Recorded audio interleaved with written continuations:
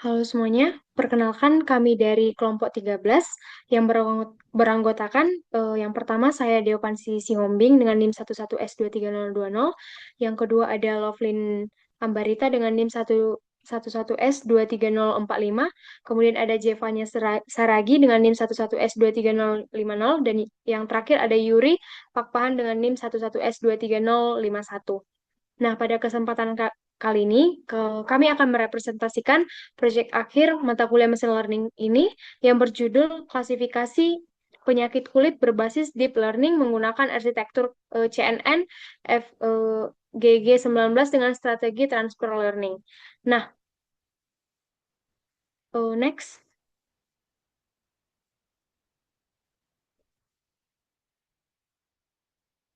Berikut ini adalah agenda yang akan kami bahas, di mana di sini kami mulai dari latar belakangnya, kemudian dan motivasi, kemudian ada datasetnya, kemudian algoritma dan arsitektur modelnya, dilanjutkan dengan proses training dan implementasi, hasil dan evaluasi, serta diakhiri dengan kesimpulan dan demo website kami.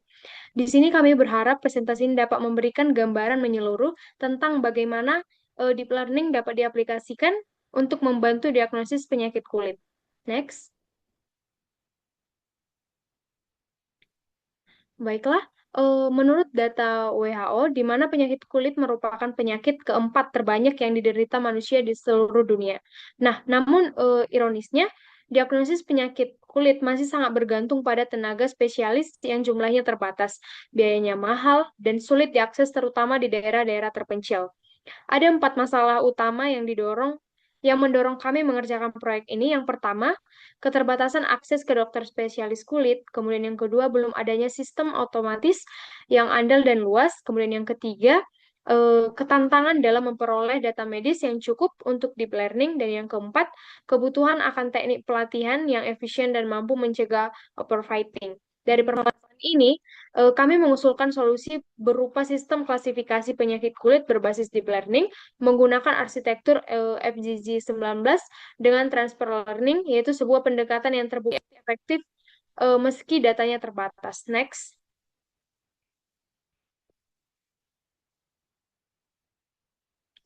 Nah, tujuan dan manfaat dari proyek ini, di mana proyek ini memiliki 4 tujuan utama. Yang pertama, merancang model deep learning untuk klasifikasi 6 kategori penyakit kulit menggunakan Python dan TensorFlow atau Keras. Nah, yang kedua, menerapkan transfer learning dengan FBG19 pre-train, ImageNet, dan menggunakan fine tuning selektif pada layer blok kelima. Kemudian yang ketiga, mengintegrasikan pipeline augmentasi data yang berupa random brightness, flip, dan rotation langsung ke dalam arsitektur modelnya. Dan yang keempat, mengevaluasi performa model pada test set dan memvisualisasikan kurva akurasi serta loss per approach. Dan yang selanjutnya, saya akan serahkan kepada rekan kami, Lovelyn. Next slide.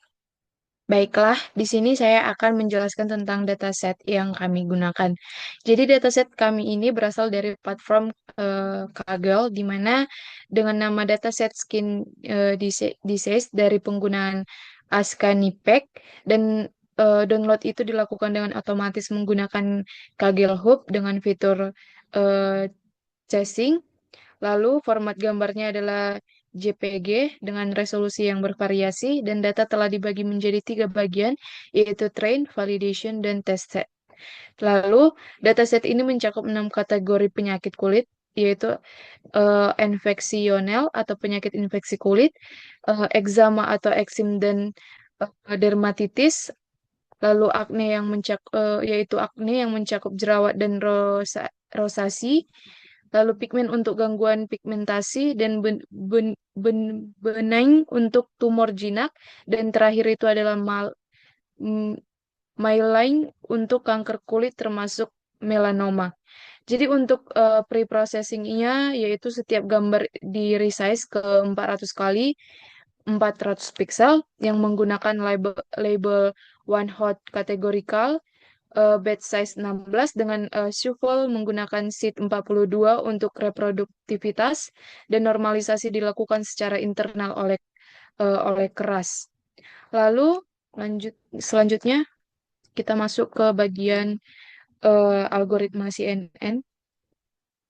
Nah, saya akan menjelaskan algoritma dan arsitektur yang menjadi dasar model kami. CNN atau Convolutional Neural Network bekerja melalui beberapa komponen kunci.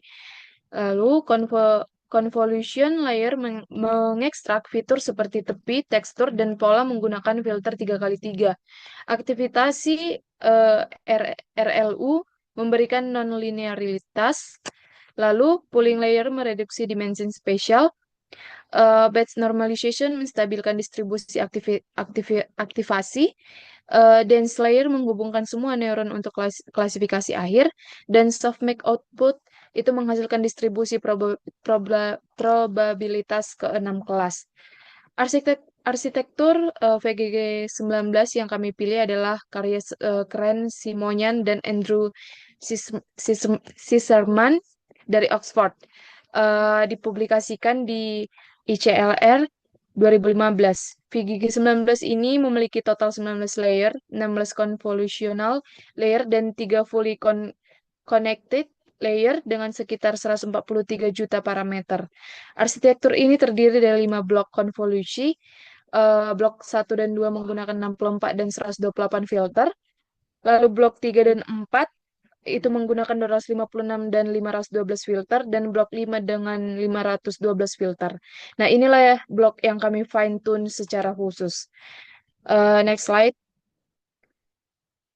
Jadi ada tiga strategi transfer learning yang umum digunakan. Pertama itu adalah feature extraction, di mana semua layer dibekukan dan hanya diklasifikasi head baru yang dilatih. Eh, ini cocok untuk data yang sangat sedikit. Kedua itu fine tuning penuh, di mana seluruh backbone dilatih ulang dengan learning rate sangat kecil yang membutuhkan data dalam jumlah besar. Ketiga, dan inilah yang kami gunakan adalah fine tuning selektif. Dalam implementasi kami ada 4 langkah yang kami lakukan. Pertama adalah memuat VGG 19 dengan bobot ImageNet tanpa layer klasifikasi atas. Kedua, membekukan semua layer VGG 19. Ketiga, mengaktifkan kembali 5 layer terakhir dari blok 5, yaitu blok 5 conf 1 hingga blok 5 pool. Dan keempat itu mengkompilasi dengan optimizer Adam dengan learning rate 0,001, yaitu nilai yang kecil agar tidak merusak representasi fitur yang sudah dipelajari dari ImageNet. Nah, strategi ini memberikan keseimbangan yang baik antara memanfaatkan pengetahuan dari ImageNet dan menyesuaikan model dengan karakteristik khusus gambar kulit. Nah, selanjutnya saya akan menyerahkan kepada teman saya Jevanya untuk menjelaskan slide berikutnya. Jadi saya akan melanjutkan dan menjelaskan teknologi stack dan deployment roadmap-nya. Jadi untuk core libraries di sini kami menggunakan Python 3,8 ke atas dengan TensorFlow dan juga Keras versi 2.10 ke atas sebagai framework utama dari deep learning. Di sini kami juga menggunakan NumPy dan Pandas untuk manipulasi data, Scikit-learn untuk evaluasi, serta OpenCV untuk pemrosesan gambar. Untuk visualisasi dan komputasinya di sini kami menggunakan Matplotlib dan Seaborn untuk plotting, serta Google Colab dengan GPU Tesla T4 sebagai lingkungan pelatihannya, dilengkapi dengan Kaggle Hub API untuk mengakses dataset. Jadi roadmap deployment di sini kami merencanakan beberapa fase, yaitu fase pertama hingga ketiga itu mencakup ekspor model ke format ONNX atau FLT, pembuatan web API-nya menggunakan Fast API, dan antarmuka web dengan Streamlit atau Gradio. Nah, untuk phase selanjutnya, dia mencakup deployment mobile dengan TensorFlow Lite, validasi klinis, hingga production deployment menggunakan Docker. Untuk slide berikutnya, di sini pipeline pre-processing data kami dimulai dari loading gambar menggunakan OpenCV dengan CF CV2.imread, kemudian resize ke 400 kali 400 pixel, lalu normalisasi nilai pixel, dan akhirnya gambar siap diumpan ke model. Nah, untuk strategi training, kami menggunakan 4 konfigurasi utama. Jadi pertama, optimizer padam dengan learning rate 0,001, yang dipilih yang kecil agar tidak merusak bobot VGG-19 yang sudah terlatih. Kedua, fungsi loss categorical cross entropy yang sesuai untuk masalah klasifikasi multikelas dengan output softmax. Ketiga, early stopping yang memantau file akurasi dengan patience 5 epoch dan menyimpan bobot terbaik secara otomatis. Keempat, di sini ada model checkpoint yang menyimpan model terbaik ke file base model model keras. Berikutnya. Nah, jadi tadi itu training strategi sudah saya paparkan berikut eh, slide-nya. Slide berikutnya.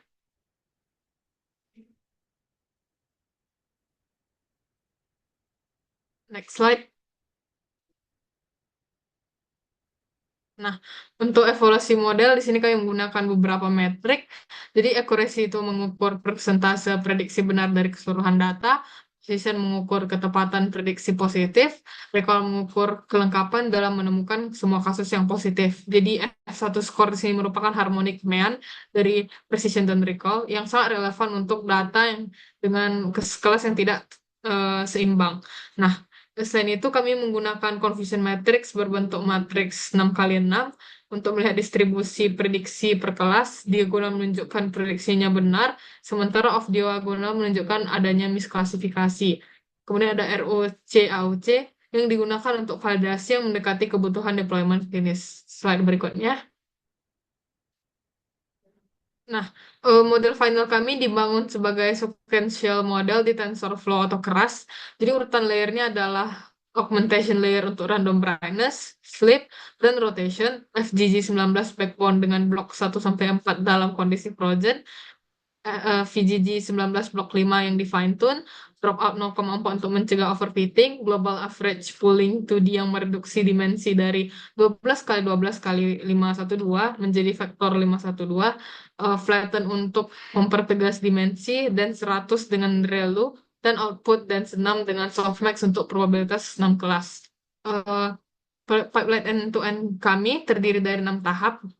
Jadi pertama di sini ada download dataset menggunakan Kaggle Hub, eksplorasi data atau ADA dengan 3 visualisasi per kategori yaitu gambar RGB asli, dekomposisi kanal RGB dan Kenny Edge Detection, preprocessing dan augmentasi, transfer learning FGG19 dengan fine tuning, pelatihan model dengan DAM dan early stopping serta evaluasi dan output pada tes set.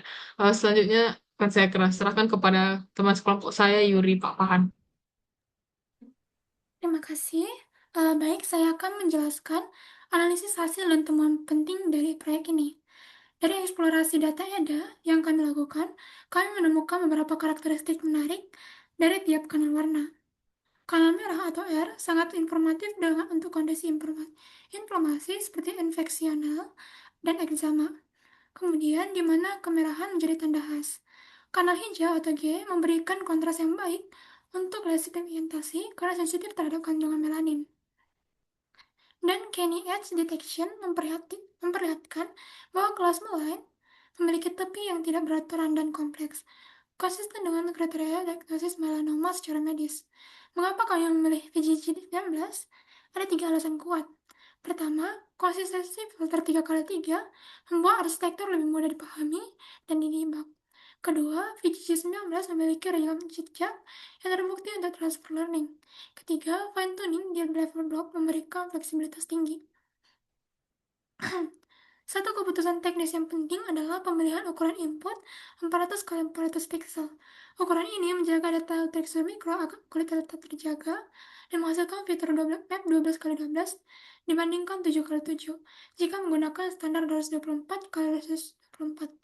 Meskipun dengan trade-off peningkatan kebutuhan memori GPU sekitar 3,2 kali lipat. Kami juga mengidentifikasi beberapa potensi masalah yang perlu diwaspadai. Kelas imbalance, terutama pada kelas mulai, yang datanya serius lebih sedikit, variasi kualitas gambar klinis yang tinggi, serta domain gap antara VGG19 yang dilatih pada objek umum dengan gambar medis kulit. Kemudian, dari seluruh proses yang telah kami jalani, ada 6 kesimpulan utama yang dapat kami tarik. Pertama, sistem klasifikasi 6 kelas penyakit kulit berhasil dibangun secara end-to-end menggunakan TensorFlow keras.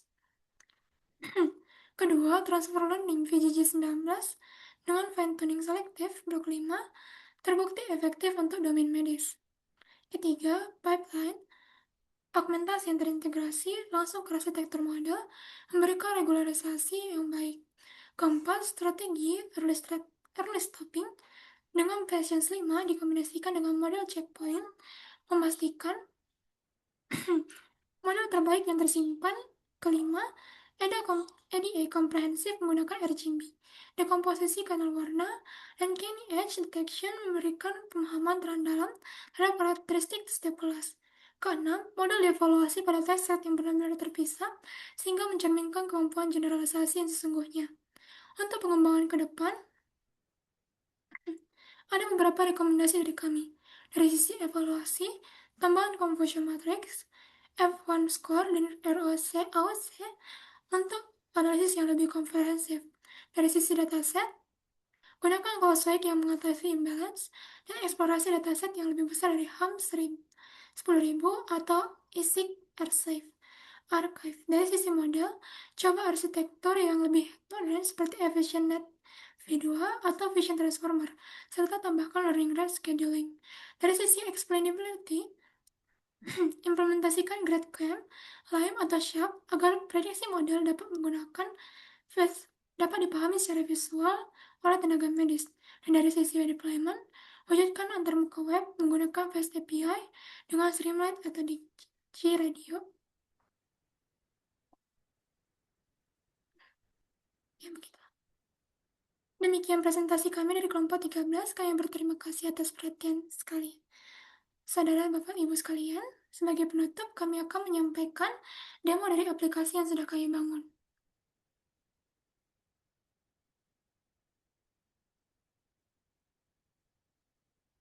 Berikut adalah bentuk website dari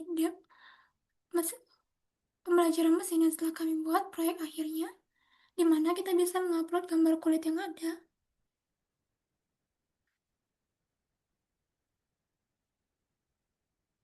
Dan menganalisa gambarnya. Dan hasil diagnosanya akan langsung muncul seperti ini di sini. Dia mengatakan bahwa ini jerawat dengan pori-pori tersumbat oleh minyak dan sel kulit mati dengan tingkat kepercayaan 99,8%.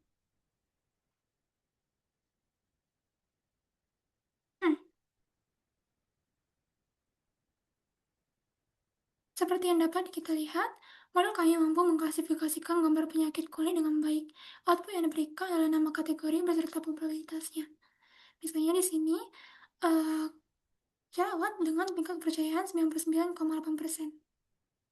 Ini adalah bukti bahwa model yang kami bangun bukan sekadar eksperimen di notebook, tetapi sudah dapat diimplementasikan dalam bentuk aplikasi yang dapat digunakan langsung.